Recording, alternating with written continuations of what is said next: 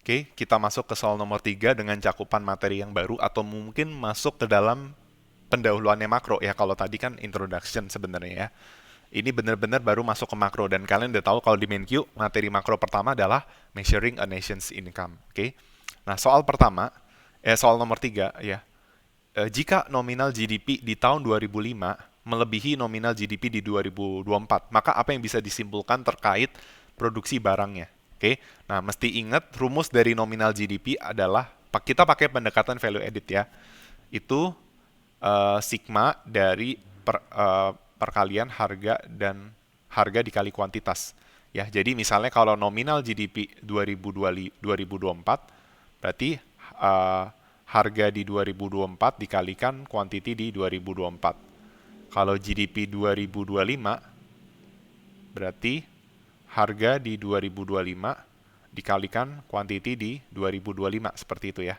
Nah, sekarang coba analisis kalau misalnya PDB di 2025 itu lebih besar dari PDB di 2024 terkait dengan produksi. Nah, mengapa opsi A dan B atau B itu tidak dipilih gitu? Atau bisa kita bilang kenapa opsi tersebut salah? Nah, ketika dikatakan bahwa ketika PDB 2025 lebih besar dari PDB 2024 maka produksinya itu naik atau turun, itu bisa dibilang tidak tepat. Kenapa? Kalau memang kita mengasumsikan si harga itu tidak berubah ya. Misalnya harga di 2024 ke harga 2025 itu nggak berubah. Maka betul bahwa ketika nominal GDP di tahun 2025 itu lebih besar dari nominal GDP di 2024, maka uh, quantity di 2025 lebih besar pastinya daripada 2024 ya. Misalnya harganya 10 ya kan. Terus di 2024 kuantitinya 9, di 2025 kuantitinya 10. Nah, terbukti kan PDB di 2025 lebih besar daripada di 2024. Nah, tetapi masalahnya di soal tidak dikatakan assume that a price is constant atau unchanged gitu ya. Artinya kita tidak bisa menjawab opsi A dan atau B. Oke. Okay? Nah, yang benar sebenarnya opsi C ya. Bisa jadi produksinya naik, bisa jadi produksinya turun, atau bisa jadi produksinya tidak berubah. Misalnya, untuk kasus yang produksinya naik ya, bisa jadi kan misalnya di 2024 ke 2025 kondisinya seperti ini nih. Ya, harganya sama tapi kuantitinya yang beda ya di 2025 naik. Atau bisa juga kondisinya bisa jadi harganya turun misalnya. Turun jadi sorry, ini harganya 10 ya. Bisa aja kan harganya turun misalnya. Langka ya, biasanya harga itu naik ya dari tahun ke tahun. Bisa aja nih kita bikin harganya turun. Tapi kuantitinya naik, tetap naik. Nah, ini 9 kali 12 berapa? 108. Nah, berarti tetap kan ketika harga turun, PDB-nya tetap naik. Atau bisa juga harganya naik, kuantitinya juga naik. Misalnya 11 sama 10. Nah, terbukti kan 110. Nah, jadi ketika misalnya PDB 2025 lebih besar dari PDB 2024 dan produksinya naik, maka kita bisa mendapatkan suatu keadaan ketika harga itu naik atau harga itu turun. Paham nggak ya?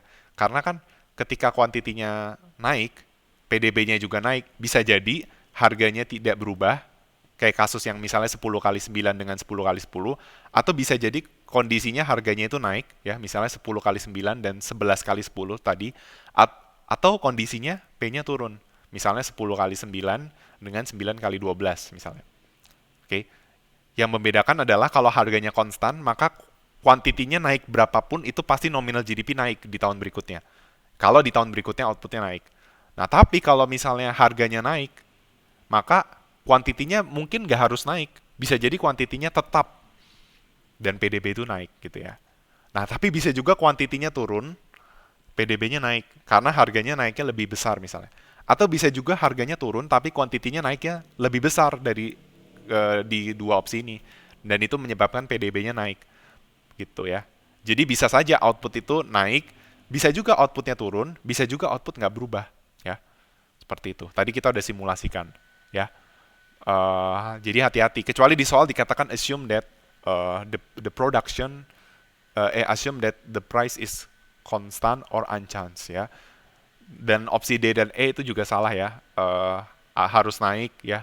Dan ya must have risen if price higher, fallen if price lower. Ini juga salah ya. Seperti itu. Karena tadi kita udah coba simulasikan. Dan ini yang mesti diingat ya, nominal GDP di tahun yang berbeda menggunakan informasi yang berbeda atau sesuai tahun tersebut. Jadi kalau GDP 2024 pakainya tahun 2024, GDP 2025 pakai harga 2025. Nggak peduli tahun berapa dia jadi base year. Nah nanti tahun berapa jadi base year itu ngaruhnya ketika kita mau menghitung real GDP. Oke, sekian, terima kasih.